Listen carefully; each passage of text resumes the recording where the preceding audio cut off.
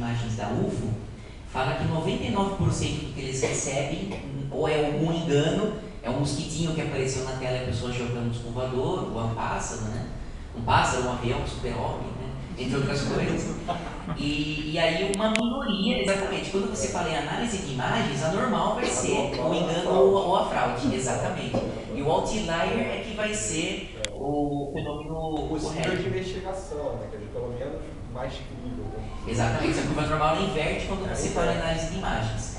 A gente vai ver aqui, da outra vez aqui no Consolador, eu apresentei alguns dados de um estudo, esse estudo com 205 casos, ocorridos entre 1906 e 1983. Aqui eu vou falar aí na íntegra para vocês. E aí a gente vai ver que a curva normal, como a gente está se baseando em relatos, esses relatos têm um padrão. A gente vai ver direitinho para poder discutir, né, em relação a isso, mas eu parto do pressuposto que nesse caso, o normal é o relato que pode ser, tem mais chance de ser verdadeiro. Mas agora eu concordo, na análise de imagens, com certeza vai ser uma normal invertida, com certeza. Então é hora da ufologia também caminhar com suas próprias pernas. A gente não pode depender só das teorias da conspiração, porque a gente não sabe quais são verdadeiras ou não. A gente não pode só depender de informações que uma pessoa fala sem você quer evidenciar o que ela fala, né? Você tem muitos casos de pessoas que, nada contra, tá? Não sou dono da verdade, posso estar completamente enganado. Também não citarei nomes, mas há pessoas que falam, eu sou amigão do fulano, lá da Quinta Frota, lá de Zaraustra, não sei, né? Mas assim, histórias muito espetaculares a gente também tem que analisar de uma forma mais crítica para poder saber se é verdade. Né? E você tendo uma forma quantitativa de análise, você ajuda, é mais um instrumento para ajudar na elucidação desse mistério tão intrigante que é a ufologia. Né? A ufologia é uma coisa fantástica, né? O estudo ufológico, ele envolve aspectos espirituais, aspectos científicos, filosóficos, muito senso comum. Então é um baita desafio você estudar ufologia. E você precisa ter ferramentas vindas, beber da fonte, né, como falam os sociólogos, beber de outras fontes para tentar ajudar na elucidação desses fenômenos. O que os dados quantitativos trazem como benefício? Né? Ele não é a porção da juventude, né, a fonte da juventude, ele não vai resolver todos os problemas, mas é mais um instrumento que vai ajudar na elucidação desse fenômeno. Ele pode ser visto com maior clareza, né, através de você auxiliar um conjunto de dados. A gente utiliza de um método de aplicação única, sem espaço para interpretação alternativa. Dado quantitativo, ou é aquilo ou não é aquilo. Né? Tem aquela questão do copo meio cheio, meio vazio, mas não é sempre. A maior parte das vezes é o preto no branco mesmo. É a prova de enganos, né, preto no branco. Tem uma padronização metodológica em coleta. Hoje, cada ufólogo que se diz um ufólogo científico usa o seu método. Quem estudou um pouquinho de método científico sabe que não é assim. Existem alguns métodos de aplicação científica, mas todos têm que ser replicados. Você chega numa conclusão através de um método de inferência estatística. Um outro pesquisador pode pegar um número de casos semelhantes, mas outros casos têm que chegar numa inferência semelhante. Em 1988, cientistas americanos, não lembro, disseram que conseguiam fazer fusão nuclear frio. Fusão nuclear é um processo feito pelo Sol. O Sol é uma máquina de fusão nuclear, né? E que envolve uma temperatura absurdamente alta. E eles falaram que iam fazer, publicaram numa revista científica que fizeram fusão a frio. Aí eles não passavam os dados, porque toda descoberta científica você tem que ter outros grupos testando para se chegar numa conclusão. Eles não queriam passar os dados, e quando passaram ninguém conseguiu reproduzir, ou seja, é fraude. Então, método científico, pesquisador ufológico tem que publicar de forma científica e outros grupos têm que testar e chegar nas mesmas conclusões. Tá? Quando a gente fala também, por exemplo, a descoberta da água em Marte. A gente viu as palestras do Petit, sabia que tinha água em Marte há muito tempo. Por que só agora a NASA foi falar? Porque eles acharam evidências de água em Marte, pediram para vários grupos de cientistas replicarem a informação, e só depois de muitos anos você chegou à conclusão de que tem água em Marte. Eu vejo muita gente falando, né? A NASA quer esconder os dados. Não, a NASA é muito cuidadosa. Ela a ciência demora tempo, demora anos para você replicar um determinado experimento para você ter certeza. Considerando que deu 0,1% de chance que não tivesse, mas a NASA foi cuidadosa, demorou anos para que passou essa informação para vários grupos de cientistas para que eles chegassem na mesma informação, baseado em fotos, baseado em filmes, baseado em várias evidências para se chegar a essa conclusão. Então, nesse caso, não tem tanta teoria da conspiração assim, é só um cuidado científico para você chegar a uma certa conclusão. Se isso for adotado na ufologia, essa cautela para chegar a uma determinada conclusão, a gente, com certeza, em médio e longo prazo, vai evoluir muito no conhecimento ufológico.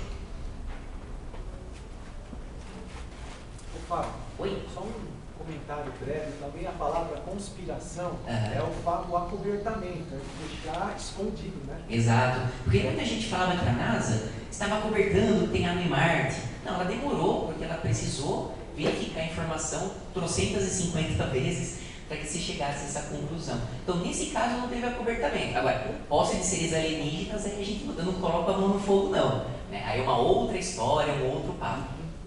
Essa certeza científica também é muito relativa, porque na medida que se descobrem instrumentos que conseguem enxergar menor ou mais longe, essas certezas acabam caindo e outras teorias entram em... Exatamente, por isso que a ciência é a única forma de conhecimento que é verdade não absoluta. Paradigmas existem para serem quebrados, né? Um pouco antes dos irmãos Wright e dos Santos Dumont voarem, se dizia que era impossível voar. Aí foram lá os dois, os três, né, os irmãos e o Santos Dumont, e quebraram a cara dos caras. Em 1929, um cientista chamado Goddard, ele previu que você, através da teoria da ação e reação de Newton, poderia criar impulso para criar um foguete. O New York Times, em 1929, fez um artigo esculachando o Goddard. Imagina, isso é impossível, os cientistas falam que não dá. Em 1969, em 20 de julho, o homem chegou à Lua, graças a isso que o Goddard falava. No dia seguinte, a capa do New York Times foi "Desculpe, Goddard". Então, assim, exatamente isso. A ciência existe para você quebrar paradigmas. A gente não pode ficar só na reprodução de conteúdo, achando que é verdade. A ufologia não pode correr o risco de virar um dogma. E aí é exatamente o contrário dessa questão de quebrar paradigma. Eu vejo alguns colegas, alguns amigos que às vezes repetem uma informação que, na minha opinião, não tem uma procedência evidencial muito forte e acha que é verdade. A ciência serve justamente para isso, para quebrar paradigma. Tenho certeza que muita coisa que a gente acha na ufologia hoje, se a gente aplicar a ciência, vai acabar quebrando, a gente vai descobrir mais coisas. Em ciência, quando você descobre uma resposta, você faz mais 3 perguntas. E vai perguntando. Eu quero um dia que a gente tenha mais de 1 milhão de perguntas para responder, porque a coisa tem que avançar. Pois não. A parapsicologia tentou, né, usar abordagem mais científica, com estatística, essa coisa toda, e não foi para frente, né? Simplesmente ela não foi para frente. Mas podem ter existido aí motivos políticos e talvez de conspiração, mas talvez questões metodológicas. Realmente, porque você está lidando com um fenômeno que não tem uma regularidade tão previsível quanto uma física, uma coisa biológica, etc. E como é que você vê isso na ufologia, onde a paranormalidade está muito ligada aos fenômenos ufológicos? Bom, no caso, esse estudo ele só se baseia em coisas físicas, em relatos a partir de contatos físicos. Já é uma outra abordagem, mas se você pegar a questão de que o senso comum, a religião e a filosofia existem desde que o homem é homem, e a ufologia a ciência só existe há 300 anos, a ciência ainda é um bebê, se comparado a essas outras formas de conhecimento. Eu vejo o dia em que a ciência vai ser tão avançada que vai parecer mágica. A tecnologia desses seres que nos visitam parece mágica para a gente, mas aquilo é ciência. Então, daqui 1000, 2000, a gente não vai estar aqui, nem nossos netos. Vai ser muito longe. A gente vai chegar a um ponto que vai conseguir explicar. Eu vejo a ciência e a religião como 2 formas de explicar a realidade, a mesma realidade. A ciência tem a teoria do Big Bang, a religião tem Deus. Um dia, também não posso afirmar nada, porque eu sou só mais um que tenta entender assim como todos nós. Mas um dia a ciência vai chegar a um ponto, utilizando o seu método, a sua os seus instrumentos em que vai conseguir explicar tudo. Mas esse dia vai demorar, porque a ciência só começou a ser aplicada há poucos séculos, 3, 4 séculos. Então, é tudo uma questão de adequação metodológica. Para a psicologia, eu não sei até que ponto as pessoas que tentaram aplicar tinham conhecimento metodológico. Eu não sei, não conheço, tinham conhecimento. Então, tem que, uma hora vai acabar achando. Talvez a ciência, quando ela evolui um pouco mais, ela tem instrumentos que consigam ser aplicados à parapsicologia. Então, provavelmente hoje, ela não tem esse nível de maturidade, a ciência, para tentar chegar nessa explicação. Na ufologia, quando a gente fala em casos de relatos de contatos físicos, eu vejo essa correlação, essa relação para tentar explicar. Mas é claro, a gente não vai chegar a respostas de como, por enquanto, né, como funcionam os discos voadores, de onde os caras vêm, porque mesmo que eles não falam. Então, com base no real, em fatos, né? Nesses relatos que a gente tenta criar e chegar a alguma informação. Tudo que é além dessas informações são elucubrações. Os alienígenas têm uma parte de bons e uma parte de maus. Não sei. Será mesmo? Porque a espécie humana, se vocês olharem a espécie humana, a história da espécie humana, nós somos bons e maus ao mesmo tempo. A única diferença de uma família moderna para uma família da época do Império Romano, porque na família do Império Romano você tinha escravo na casa, hoje você tem empregado doméstico. Não vejo mais nenhuma diferença. Os quebra-paus eram os mesmos, as conversas filosóficas eram as mesmas. Então, o ser humano se desenvolveu muito pouco de forma moral nos últimos milhares de anos, enquanto a nossa tecnologia era fantástica. Eu estava estudando esses dias, eu tenho um caso de uma pessoa próxima que está com câncer, e eu estava estudando o assunto, adoro já pegar e ficar vendo material técnico. Não é que eu entenda, né? Mas eu gosto. Nos últimos 10 anos, o avanço da ciência em relação ao tratamento do câncer, principalmente o linfoma, absurdamente alto. Pessoas que morreriam rapidamente há 30 anos, hoje têm sobrevida de 10, 15 anos. Então a ciência, os instrumentos tecnológicos da ciência são fantásticos. A gente chegou em 2015 agora numa evolução científica que você não imaginava nos anos 80. Então, aí, com essa marcha da ciência, a gente consegue um dia explicar tudo, mas isso vai demorar. Agora, essa questão dos alienígenas, são bons ou são maus? Nós somos bons e maus ao mesmo tempo. Ao mesmo tempo que a gente consegue um desenvolvimento para o tratamento do câncer que é fantástico, só olha o programa do Datena. As pessoas vivem se matando, né? Por 5 centavos que o cara devolve de troco, leva uma facada. Então, nós temos essa dicotomia entre o bem e o mal dentro da gente. Então, quando a gente fala em alienígenas bons, alienígenas maus, não consigo imaginar só bons e só maus. É que nem o princípio do Yin do Yang lá da filosofia oriental. Nós temos bondade e maldade ao mesmo tempo, né? A gente pode ser a pessoa mais tranquila, mas se você é abordado por um bandido na rua e der tela, você vai querer bater no cara. Você está sendo mal? Não sei, né? Então, assim, é tudo muito relativo, né, em relação a essa questão de intenção, né, e essa questão também de desenvolvimento. E aí, quando a gente avalia os dados quantitativos, a gente tem duas formas, são os dados primários e os dados secundários. O que são os dados primários? Quando você faz efetivamente uma pesquisa sobre encomenda, que se chama DOC, né, para chegar a uma determinada resposta. Você pega lá um questionário, aplica, quer saber o que as pessoas pensam e chega num resultado. Esse exemplo da pesquisa eleitoral que eu falei é uma pesquisa de dados primários. Você quer saber uma resposta, pergunta, e aí você chega na resposta e publica isso, né? E os dados secundários é quando a gente busca essa informação, uma informação que você quer em revistas, jornais, internet, né? Essa pesquisa que eu fiz dos 205 casos é uma pesquisa de dados secundários, que eu me baseei em informações que já estavam disponíveis para criar um método de análise. Eu fiz uma outra pesquisa que também está aqui, alguns dados, sobre o que o público brasileiro acha, internauta acha dos discos voadores e de seres extraterrestres, que a gente vai falar aqui também. Isso foi uma pesquisa primária. Eu fiz um questionário, abordei as pessoas na internet, pela internet elas responderam e você teve um resultado sob encomenda. Tá? É importante ter essa diferenciação entre os dados quantitativos, né? E é justamente esse exemplo de dados primários, né? O que pensa o internauta brasileiro sobre os UFOs? Eu fiz esse estudo em 2008 com 1.960 internautas. Então, como diz lá o William Bonner no Jornal Nacional, com margem de erro e 2 pontos percentuais para mais ou para menos, considerando o intervalo de confiança de 95%. O que acontece? Se você for fazer essa mesma pesquisa 100 vezes, em 95, o resultado vai estar com 2 pontos de margem de erro dentro do que foi pesquisado. Em 5 só que vai dar fora disso. É a curva normal, né? A gente falou com adultos, né, a partir de 18 anos, homens e mulheres, todas as classes econômicas e regiões do Brasil. Eu só juntei D com E porque tem pouco na população internauta, tem muito pouco. É um espelho da população internauta da época.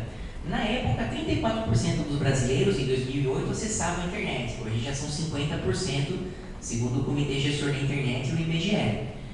Então, a gente tem já é um perfil um pouco diferente até, né? Mas naquela época, e eu espero replicar o ano que vem se eu tiver grana, a gente fez 3 perguntas básicas. Você acredita que possa existir vida fora do nosso planeta, mesmo que seja formado apenas por micro-organismos? Naquela pesquisa de 2008, dos internautas, 88% disseram que sim, acredito. E só 12% disseram que não. Quem respondia não, eu não ia fazendo as outras perguntas. Mas considerando a base total da amostra, né? Os 1960 casos. Você acredita que pode existir vida inteligente como a nossa fora da Terra, independente dela poder ou não viajar para outros planetas? 68% acredita. Eu fiquei surpreso, achei que não ia ser a maioria.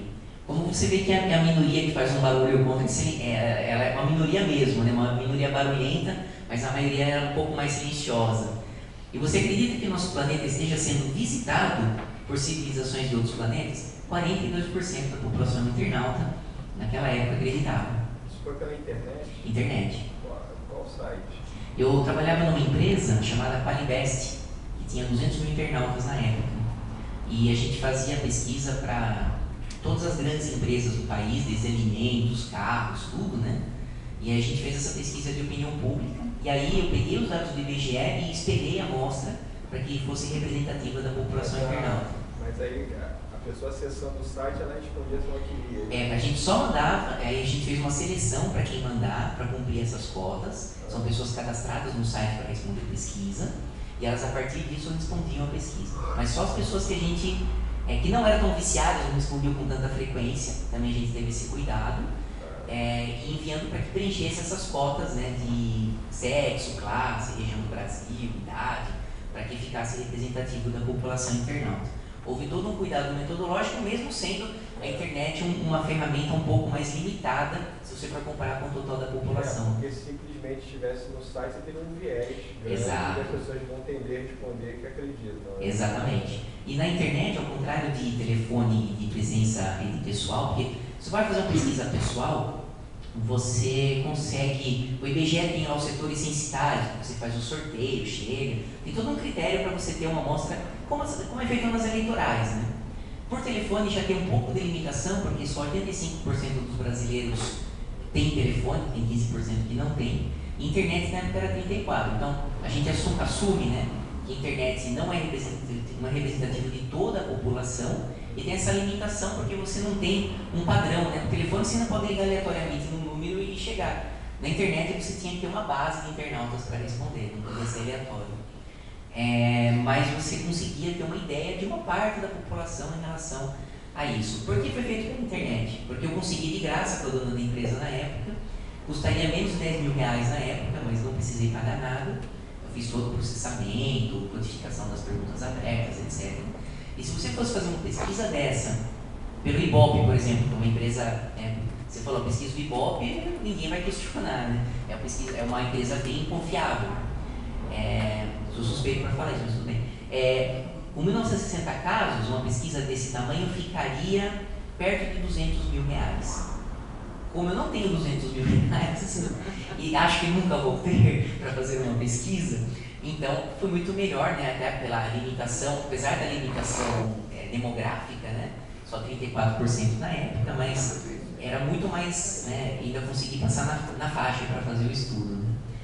Fábio, só um comentário sobre a internet, parece que tem sites gratuitos que você consegue, acho que é Simples Site, que você consegue criar gratuito uma conta, que uma vez eu recebi um questionário, respondi ele, né, uma pesquisa e tal, e depois apresentar o site que você poderia criar.